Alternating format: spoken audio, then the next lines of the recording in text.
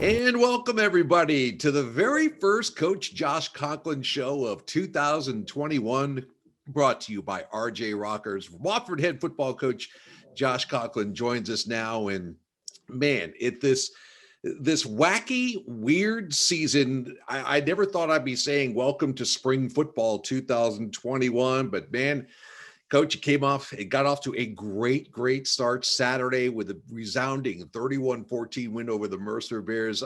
How you doing, first of all? Are you into football mode, regular season mode now? Yeah, no, it feels like we went back in time. Feels like we should be getting ready for Halloween or something, not not the spring. But no, we're excited to be here. It's been a long time coming, obviously, and it was just good to be back out on the grass and playing, college football.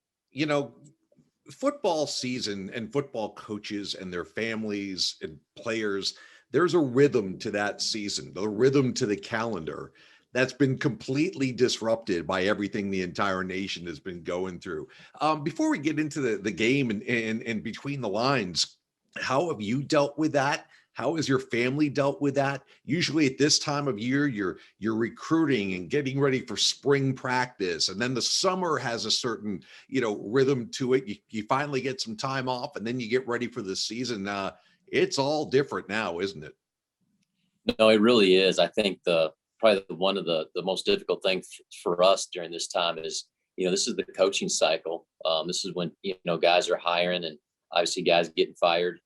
It's coming to a close here now in February, but, we had to deal with a little bit of that. I think that, had some adversity to it, obviously, losing a couple of coaches on our staff and replacing them. So all those things, kind of go into it. Typically right now we would be just finishing up spring ball or getting pretty close to finishing up spring ball in the first week of March.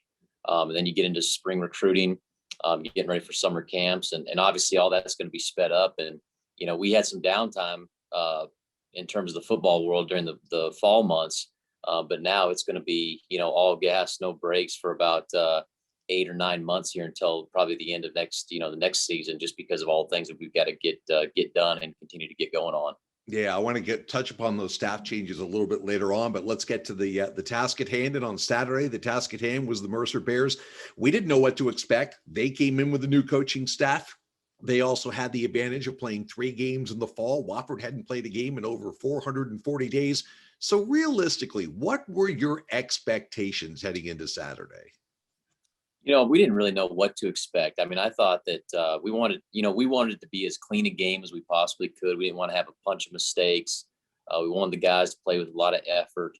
I was concerned about the tackling, the blocking, some of the things that just, you kind of lose when you don't play football for a long time, some of the basic fundamentals. But I thought collectively as a group, we did some of those things really well. And I thought, for me as a head coach, I think that was probably one of the most rewarding things is you guys came out, they wanted to play, they wanted to be there, they wanted to compete.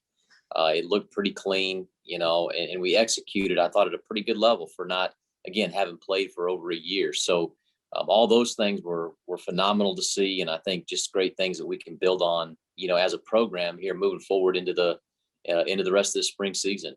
Now, with the exception of the first play from scrimmage, in which a quarterback goes the wrong way, we're all oh boy, here we go.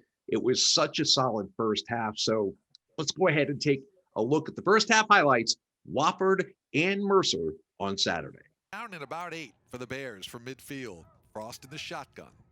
He'll drop back and look left. Gets it slapped out of his hand. Ball's on the field. Who's got it?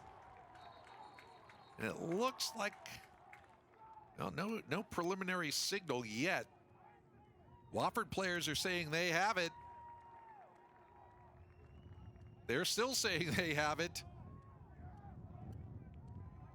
And they do, with running backs on either side.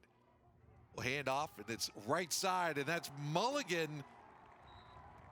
Wyrick gets the shotgun snap. Another handoff to Mulligan, and he is in the end zone. And the Terriers are on the board for the first time in 2021. Underneath the ball, Peavy under center. Man in motion and takes the handoff.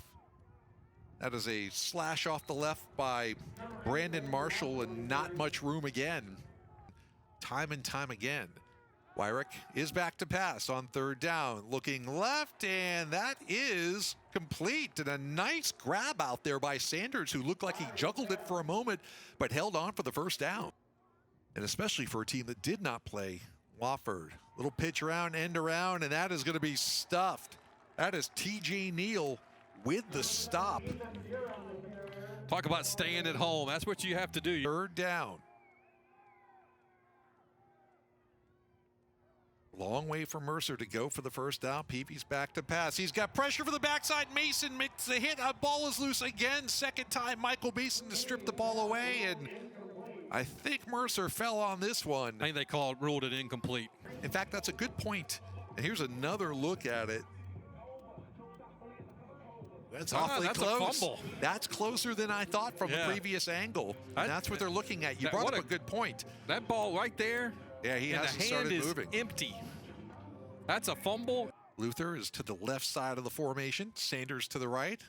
Wyrick back to throw. Looking deep. That one's going to be complete. Sanders on a crossing route. Oh, he gets belted as he goes out of bounds. What a throw that time by Jimmy Wyrick, and great protection by his offensive line. Gave him a pocket to throw out of, and Wyrick just steps into that thing, and a ball on a rope. We'll send Moore in motion. He stops on the right side of the formation. An option that way to Walker. Walker gets a block, turns the corner, 10, and he'll be knocked down on about the 8-yard line. He'll be about 3 yards short of the first down. Kick is up, and it is good. So Dawson Hennis is perfect for the afternoon with 1 PAT and a 25-yard field goal. Motion back to the left. Peavy rolls out. He's got pressure from Mason again, and he's just got to throw it into the ground as his primary outlet, DeAndre Johnson, was triple covered by the Wofford defense. They tried to send everything to the left, sneak Johnson back out to the right, and Wofford had 3 guys over there, including Michael Mason staying at home. Receivers to the left. Wyrick back to throw. Rolls to his right, looking. And that is going to be caught for a first down on the sidelines. A fingertip snag by Keandre Sanders, and another first down for Wofford. He was close to stepping out of bounds as he was juggling that ball. In fact, I wasn't positive he didn't in live action. Lost it, got it back in. Got the left foot down, it looked like. Terriers have the offense on the field, 4th and 9. Wyrick is going to go for it and throw down the middle. And that is going to be caught. Landon Parker. Inside the 5, Landon Parker took it away from 2 Bears for the 4th down conversion. Oh, what a beautiful throw. And Landon Parker, great concentration as 2 Bears were around him to make that catch. You get another look at it here. Offensive line gave Jimmy a clean pocket. And just Parker kept his eye on it. Wofford looking to pad this lead. Give off inside. Broussard. Did he get in? He's awfully close. Touchdown, Terriers. Take a knee and go to the locker room. Formation for Wofford as Jimmy Wyrick does just that. And a great first half for the Wofford Terriers as they debut 2021 in style, at least in the first 30 minutes. So heading into the locker room with a couple of score lead, like you said, the clean first half. You know, I think you only had 4 penalties for the entire ball game. You didn't have those procedure penalties and guys not lining up. Everything that you expect after a long layoff. And then, Coach, I think it's a credit to the players and a credit to the coaching staff as well. You guys really kind of had your I's dotted and your T's crossed. Yeah, no, I think that's I think that was probably the most rewarding thing, Jim, coming out of the game. Obviously, we got the win. But our guys, you know, they took a lot of pride in being coached up. I felt like our staff did a tremendous job of getting those guys coached up. And you know, as a professional doing what we do, that's, you know, what you wanted it to look like, or at least close to what you wanted it to look like, because it could have looked a lot worse. I told my wife when I woke up on Saturday morning, I said, I'm entering this game with no expectations at all. We want to win, but there's not going to be any expectations because I just didn't know what to expect. So coming out of there on Saturday, it got the juices flowing. As far as a coach, you were excited to get back in on Sunday and go to work and get ready to game plan again. And again, it feels like we're, you know, I look out my window right now. It feels like we should be in the fall at some point in time, but we're in February. So other than that, I think it feels pretty normal. I know we had planned to kind of see a couple of different guys at quarterback, Jimmy Wyrick and Peyton Derrick, and with that amazing stable of running backs, you never know who can carry the ball at a certain time. But it looked like things, especially in the first half, Josh, were working so well. Wyrick was effective. He had good game presence. Urban Mulligan took the ball and rolled on down the field. At that point, coming out of the locker room and going into the second half, are you just going to say, hey, let's ride the guys with the hot hand because they haven't made any mistakes to warrant being pulled out at that point?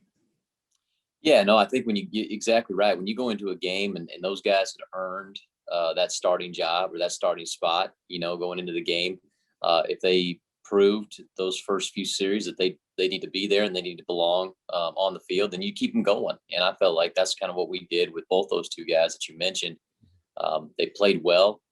They did what they were supposed to do. I thought the game slowed down for Jimmy because I was concerned about, what it would be like for him, especially his first start. But the game slowed down. He made good decisions, didn't turn the ball over. And again, just kind of felt more and more comfortable. And the more snaps that he's going to take in those live situations, obviously, the better he's going to be and the better he's going to get.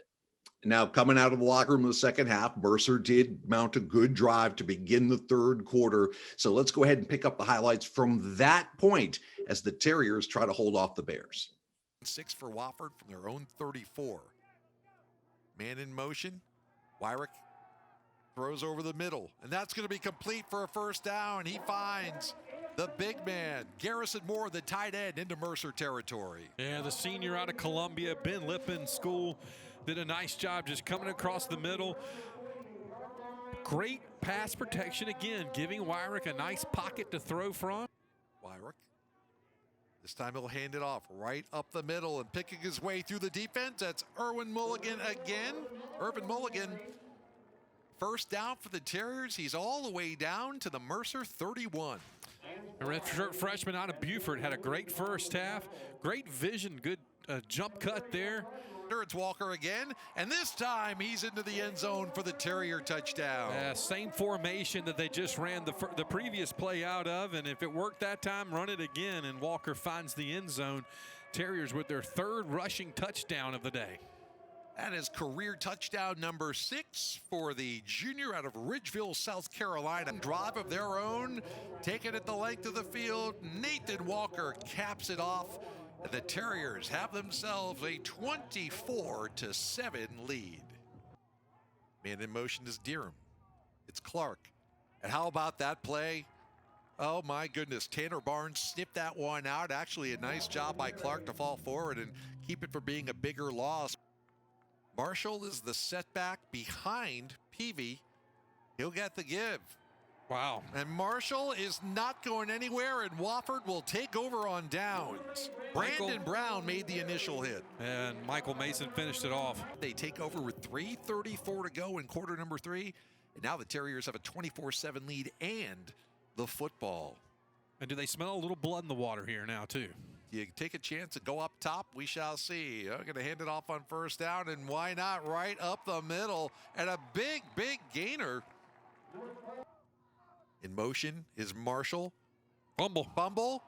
And Wooten let it go, and Wofford's on top of it. I think it's Elijah Ball recovering it. Yeah, I don't think Peavy and Wooten combined on that handoff at all. I don't know whether Al Wooten had complete control. We'll look here. That's the old option where I think Wooten either thought that Peavy was trying to pull it out or Peavy was indeed trying to pull it out. Clock continues to run here in the fourth quarter. The Terriers with a 17-point lead, and Wyrick's going to pull the ball down and look deep. Floating along over the middle. It's complete. Big gainer into Mercer territory. That is Demario Van Cleve on the other end. 24-7 Terriers. Wyrick hands off to Broussard. Broussard turns the corner, and he is in. Jamari Broussard. Wofford 8 seconds away from beating Mercer for the 7th consecutive time since Mercer joined the Southern Conference. Again, the Terriers are the only SoCon team the Bears have not defeated. So they will go ahead and surround Peyton Derrick with black jerseys, and that will do it. Your final score from Gibbs Stadium: Wofford 31 and Mercer 14. The Terriers start off this crazy spring season on a roll. So the final score 31-14. Obviously, Wofford moves to 1-0 in the season. There's never a bad time to be in first place, as I always say. And coming out of that, the real revelation, I think, a couple of them, but Michael Mason just named National FCS Defensive Player of the Year. He had a couple of sacks, couple of forced fumbles, 8 total tackles. He and Tanner Barnes seemed to give their line fits. They were in the Mercer offensive backfield just as much as the Mercer backfield was, Josh. Yeah, no, they had a tremendous game. They were an issue to deal with. You know, the thing that we talk about is being disruptive, and obviously, I thought both of those guys were really disruptive forces. You know, I think the thing for us moving forward here in the next 7 games is just being able to keep those guys healthy, keeping them playing at a really high level. You know, I think they both took somewhere between 56 snaps between both of them. That's a little bit high. We'd like to keep that snap total down a little bit. And again, what I'm looking at there, Jim, I'm looking at, you know, the totality of 2 seasons really back to back with only about 2 or 3 months in between. So we want to continue that high production. We knew what those guys were. We felt like they were going to be as advertised as some people had said. You know, Michael Mason deserved that honor that he got. Just a tremendous force. And obviously a huge day, monster day. And obviously that paid huge dividends for our defense and our football program. Yeah. And offensively, you talked about Wyrick's, handle of the offense. We talked about 4 running backs scoring touchdowns. I think, though, the big story is balance. You rush for over 200 yards. You throw for about 180 yards. Mercer never knew what you were going to do, it seemed like. And when you can keep a defense on its heels, you could run your offense the way you want to. And I think that's exactly the way things transpired on Saturday. No, it really did. I felt like, Saturday was kind of a glimpse of maybe what I envisioned, personally 2 years ago when I took the job here, and just kind of seeing the evolution of it. I wish I had more to do with that than maybe I do. But I think, like Coach Lang and their staff has done a tremendous job of finding answers. I said that after the game, that they find answers to the problems early.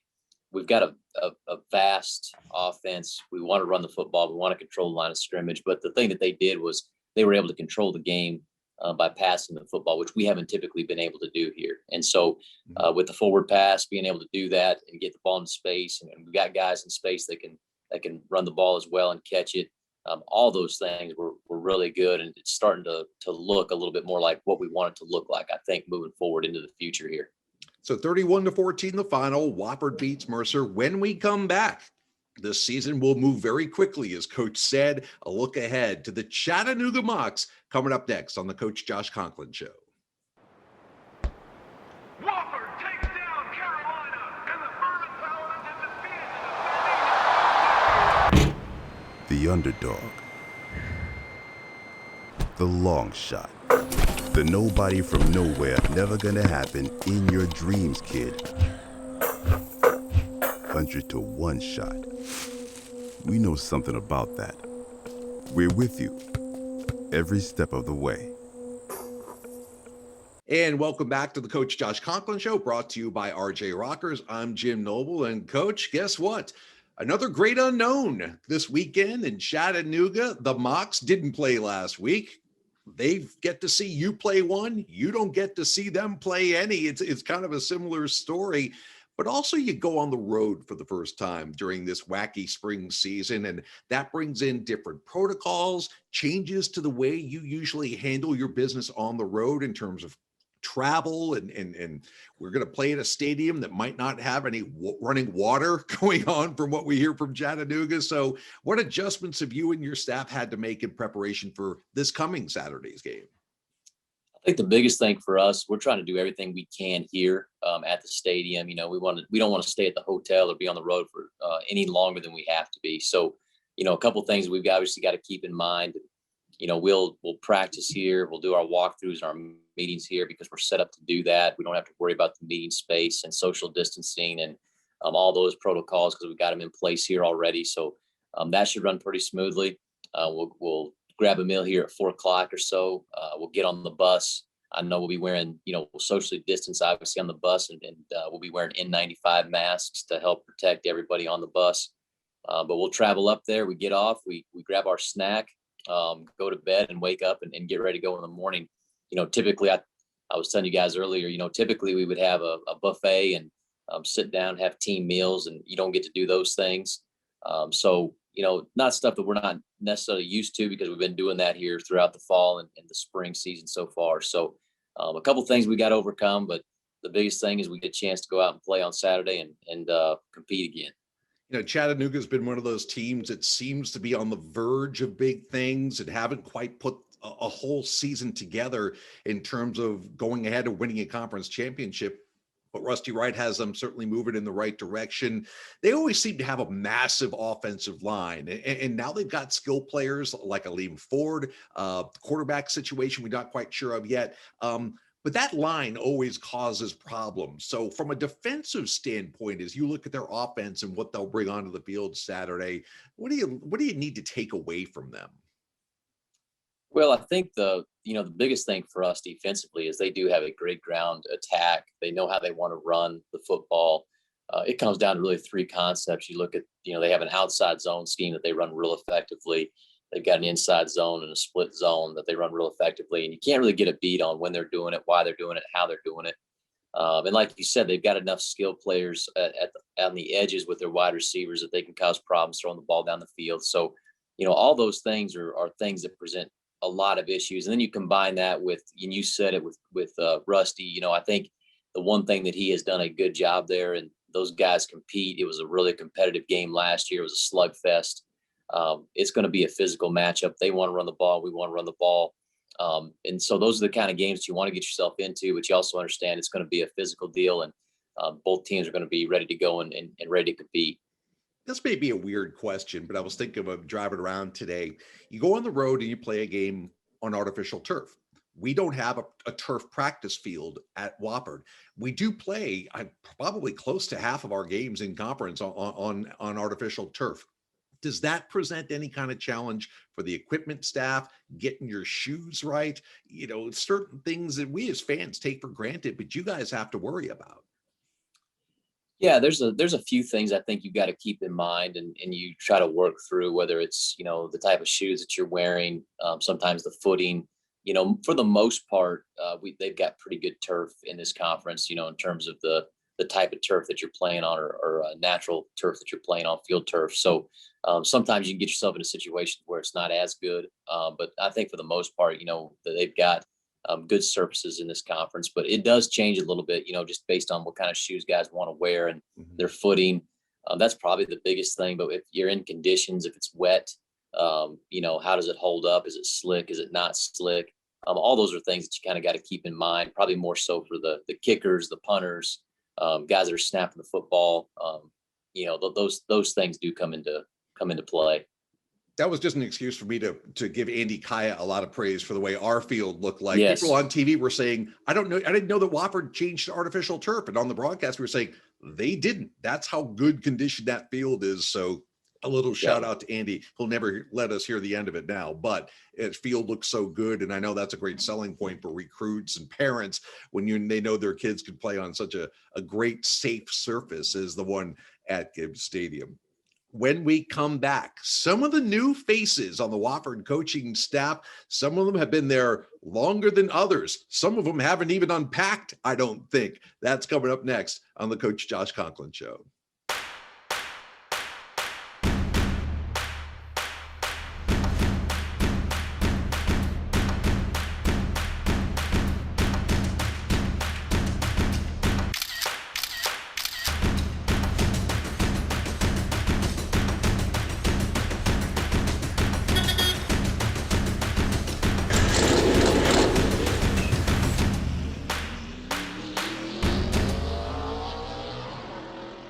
And welcome back to the Coach Josh Conklin Show, brought to you by RJ Rockers. Well, Coach, we always think that you have to get next man up for the players from one year to the next. You, in the last few weeks, have had to go next man up with the coaching staff. First of all, we wish nothing but the best to Sam Sifkis and Alan Smith, both going to the National Football League, the Vikings and the Texans, respectively. That's a testament to your staff. That's a testament to the type of people that you bring into the Wofford football system. If the NFL is looking at your guys and saying, hey, we've got some really good people here. Yeah, no, we do. I think we've got, I think that the challenge as a head coach is always to make sure you're trying to bring in the very best guys that you can, and obviously, we're going to be limited always with some, we're not an SEC or an ACC or a Big Ten where you just can't pay guys enormous amounts of money. That's not what it is. So when those guys get opportunities like that, they have to look at them. We talk about all those opportunities, give my opinion, they give their opinion and input, but I mean that we got some young guys in the staff who are really intelligent, who are bright football coaches. I've always prided myself as a head coach in trying to surround myself with the very best guys that we can find. And I feel like our staff from top to bottom has those type of guys on it. So it was exciting to see, Alan get that opportunity, Coach Cephas get the opportunity that he did. And, I think I've told some people this too, Jim. I mean, those guys didn't get to, they didn't choose to play in the spring. You can't hold that against anybody that decides to leave during this time. Those guys had opportunities that in a typical year, you replace them and you move on. You got 8 months to get the guys ready to go. So never any hard feelings towards that. Nobody should have any hard feelings. That's the nature of the business, and opportunities present themselves, and you have to be able to, decide if you want to take them or not. And those guys did. And, again, my job as a head coach is to have a plan in place, and we put that plan in place. And I'm excited about the two guys that are here now. So you got to elevate, you got to hand out some promotions, first of all, which is always fun. Rob Green, now a defensive coordinator. He'll continue to overlook the safeties. Paul Holmes gets bumped up to the defensive backs. You bring in a couple of guys, Luke Johnson, Brian Bing. Tell us about them. Yeah, so Luke Johnson was here before. He was working as a quality control guy on defense. Sharp guy, was at the University of North Dakota for a few years before he came here. Was a Coach Cephas connection. But again, a guy that came down here, he earned it. He learned the defense, knew kind of the linebacker play. To me, it was a natural fit, a guy that's going to just continue to get better. And then, Brian Bing is coming from the University of Pittsburgh, been around a defensive line coach that I think is one of the best in the country with Charlie Partridge up there. They arguably had one of the best defensive lines in the country this past season. But he's a guy, not just because he's from there, but also because he came highly recommended as a guy that said, hey, this guy can control his own room. Very bright, very detailed. And those are the type of guys that we want to bring into the program, and guys that have the potential to be, coordinators someday. And I think that all those guys have that ability if they continue to grow and continue to develop. Especially in regard with Brian, normally you've got 3 months to work with guys before your first game. He had about 3 practices. How was that on game day? Did players have to wear those "Hi, my name is" name tags or did he step right in? It sure seemed seamless from up top. I'll tell you that. Yeah, no, he did a really good job. I mean, he came in and we really kind of learned the game plan, and we got him caught up to speed. And I think the one thing it says too about our program, and we preach this all the time. It's about our players. Our players run the program. It's about our players being the program, and that's kind of the culture that we have. So you come in and you think the coach is kind of mandating or dictating what's going on with the players, and he does, but it's so much of a two-way street as far as the coaches and the players both working together to kind of get the best product. And so where he didn't know maybe what was going on with some things, the players helped him out, and then obviously he was able to help the players out with some stuff, and that way they'll continue to grow and continue to get better as the season goes on. Well, it was awful fun to watch it all come together on Saturday. Certainly hope that it does again at Finley Stadium in Chattanooga this coming Saturday. Before we go, since the last coaches show, your kids are almost a year and a half bigger. It's now we finally kick off year 3 of the Josh Conklin era at Wofford. What was it like in the fall for a coach that's usually putting in, 80 to 100 hours a week and without a game to look forward to, especially once the final decision was made? Did it result in some more family time? Were you able to do some things that you just can't do during the fall in that respect?